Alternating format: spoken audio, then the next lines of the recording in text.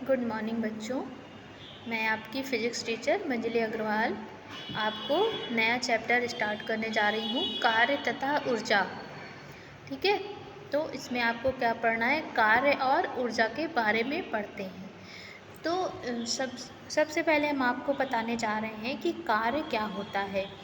हम प्रतिपल कुछ ना कुछ कार्य करते रहते हैं। हम सभी प्रतिपल कुछ न कुछ कार्य करते रहते हैं। हम ही नहीं, प्रत्येक प्राणी, चाहे वो जंतु हो, पौधे हों, इन सभी को कार्य करने के लिए ऊर्जा की आवश्यकता होती है। ऊर्जा की आपूर्ति भोजन के द्वारा होती है। इसी प्रकार मशीनों द्वारा कार्य किया जाता है तो ऊर्जा की आपूर्ति पेट्रोल तथा डीजल अथवा विद्युत द्वारा की जाती है। जब कार्य किया जाता है तो समान मात्रा में ऊर्जा खर्च होती है। दैनिक जीवन में सामान्यतः अपने द्वारा किए गए मानसिक तथा शारीरिक प्रयास को कार्य कहते हैं। इन सभी कार्यों को करने में हमें थकान का अनुभव होता है। इसका अर्थ है कि इसको करने में ऊर्जा व्यय हुई। इस ऊर्जा को सजीव भोजन द्वारा तथा मशीनें ईंधन द्वारा प्राप्त करती हैं। परंतु विज्ञान में कार्य शब्द का कुछ अर्थ अलग है। जैसे कि बच्चों, हम सभी जानते हैं कि जब हम प्रतिदिन कुछ ना कुछ प्रतिपल कुछ ना कुछ कार्य करते रहते हैं, चाहे हम खाना बनाएं, पढ़ें, कुछ सोचें, सोएं, कुछ भी करें, हर काम में हमें क्या होती है, थकावट महसूस होती है।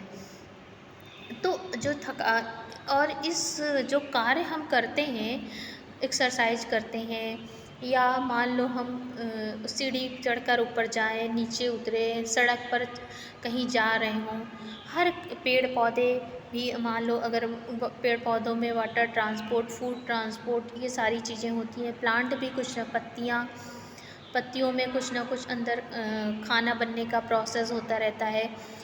तो ये सारी जीव जंतु भी बोझा ढोते हैं या कुछ भी, वो भी कार्य करते हैं, या हमारी बॉडी में जो भी वर्क इंटरनली होता रहता है, इन सब को करने के लिए हमें ऊर्जा की आवश्यकता होती है। ये जो भी कार्य संपन्न होते हैं, उनको करने के लिए हमें ऊर्जा की आवश्यकता होती है। और ऊर्जा हमें कहाँ से मिलती है? भोजन के द्वारा प्राप्त होती है। ठीक है, ये ऊर्जा हमें किसके द्वारा मिलती है? भोजन के द्वारा मिलती है।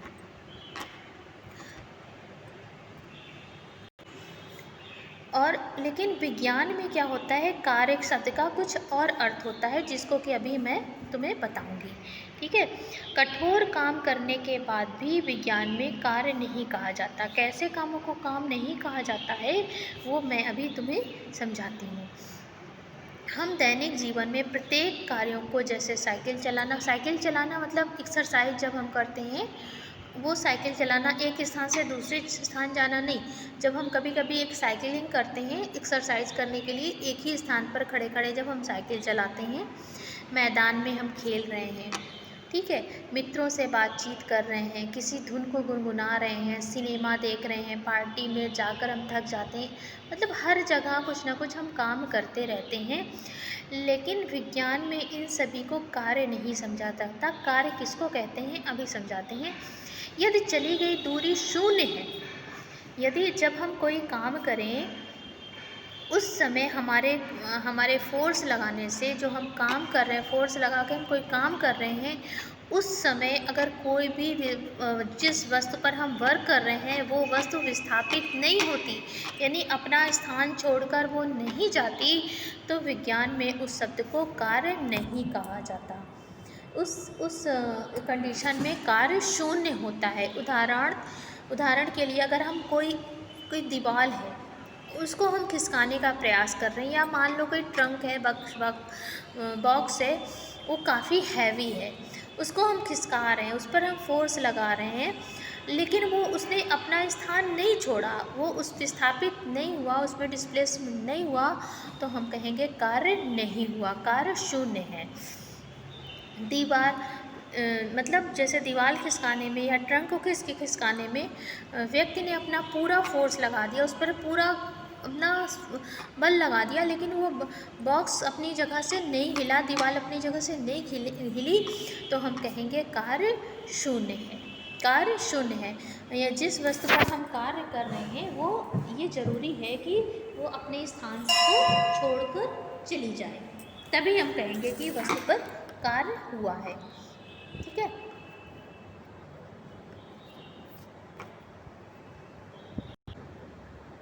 हम कब कहेंगे कार्य हुआ? अगर मान लो कोई वस्तु है, ये मान लो एक बॉक्स है जिस बहुत हैवी है, मान लो इसका वेट 5000 kg है, इस पर तुम बल लगा रही हो, फोर्स लगा रही हो, कार्य कर रही हो, और ये अपना स्थान नहीं छोड़ रही है, ये जहाँ की तहाँ स्थिर है, तो हम कहेंगे तुमने तो अपनी पूरी एनर्जी लगा दी, इस पर वर्क करने के लिए पूरी एनर्जी लगा दी, लेकिन इसने अपना स्थान नहीं छोड़ा, तो हम कहेंगे कि कार्य 0 है, 0 है। और कब कहेंगे कि कार्य हुआ है? अगर मान लो ये अपना स्थान, ये क्या है, इस पर तुमने फोर्स लगाया और ये यहाँ पर आ गई, इसने दी दूरी चल लिया, तो हम कहेंगे कार्य हुआ है, हमारे द्वारा कार्य संपन्न हुआ है। ठीक है। अब नेक्स्ट टॉपिक पर चलते हैं। का वैज्ञानिक विज्ञान में किस चीज़ को हम कार्य कहते हैं? बोझ उठाना, हल चलाना, नाव खेना, बोझ उठाना, हल चलाना, नाव खेना, घास काटना, कुएं से जल खींचना, चक्की पीसना इत्यादि, इन सभी क्रियाओं में बाहर से देखने पर ऐसा लगता है सब अलग अलग है, परंतु वास्तव में ये क्या है? सभी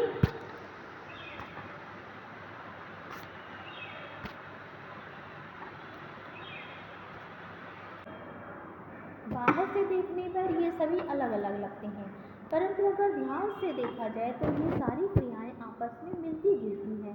इन सभी क्रियाओं में किसी वस्तु पर हम क्या लगा रहे हैं? बल लगा रहे हैं, और बल लगाने से वस्तु अपने स्थान से हट जाती है। जैसे कि हमने कोई बोझ उठाया, मान लो कोई वेट, कोई एक बॉक्स रखा है या कोई भी सामान पृथ्वी पर रखा है, हम उसको उठाकर क्या करें? उठाएं, अपने हाथ पर उठाएं, तो हमने उसको फोर्स लगाकर उसको उस स्थान से हटा दिया, डिस्प्लेस कर दिया। ठीक है। हमने क्या किया? मान लो ये कोई वस्तु रखी है, हमने इस पर क्या किया? फोर्स लगाया और इसको उठाकर ऐसे हाथ में ले लिया, तो ये अपने स्थान से विस्थापित हो गई, तो हमने कहा कि ये वस्तु क्या है? इस पर हमने वर्क किया, काम किया। नाव खेने में हमने क्या किया?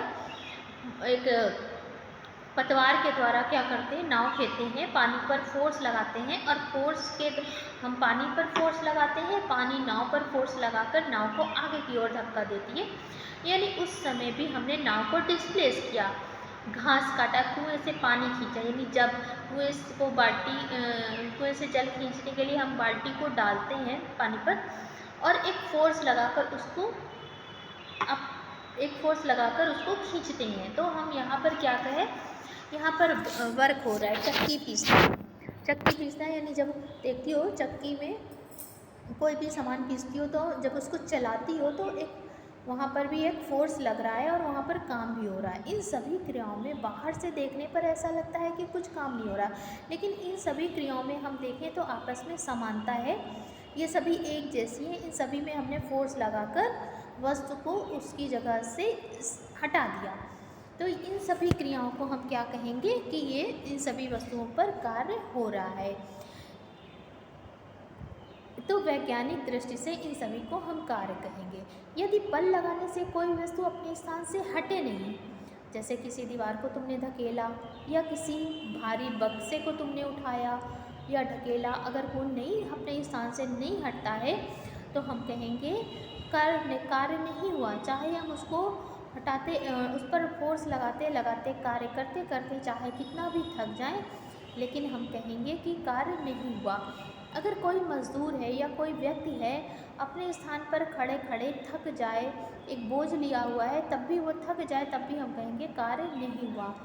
कार्य करने के लिए यहाँ पर विज्ञान में यह जरूरी होता है कि बल लगाने से वस्तु अपने स्थान से हट जाए। जब कार्य करने के लिए वस्तु पर बल लगाते हैं, वस्तु को कार्य करने के लिए वस्तु पर बल लगाकर वस्तु को उसके स्थान से हटाया जाता है तो वहाँ पर एक विरोधी बल भी उपस्थित रहता है। यदि कोई विरोधी बल नहीं होता तो वस्तु को हटाने में कोई बल नहीं लगाना पड़ता। उपरोक्त उदाहरण में भार उठाते समय मान लो हम कोई भार पृथ्वी पर रखा है, उसको उठा रहे हैं, तो यहाँ पर एक विरोधी बल भी उपस्थित है। जैसा कि हम जानते हैं कि पृथ्वी क्या करती है, हर एक वस्तु को अपनी ओर खींचती है, गुरुत्व बल लगाती है उस, और जब हम उस गुरुत्व बल कहाँ की लग रहा है, नीचे की ओर, पृथ्वी के केंद्र की ओर कार्य कर रहा है। और हम जब वस्तु को उठा रहे हैं, ऊपर की तरफ उठा रहे हैं, तो उस पृथ्वी तो नीचे की तरफ बल लगा रही है और हम उसको ऊपर उठाने का प्रयास कर रहे हैं, तो हम गुरुत्व बल के विरुद्ध कार्य कर रहे हैं। और अगर गुरुत्व बल ना होता तो हम आराम से क्या करते, उसको उठा लेते।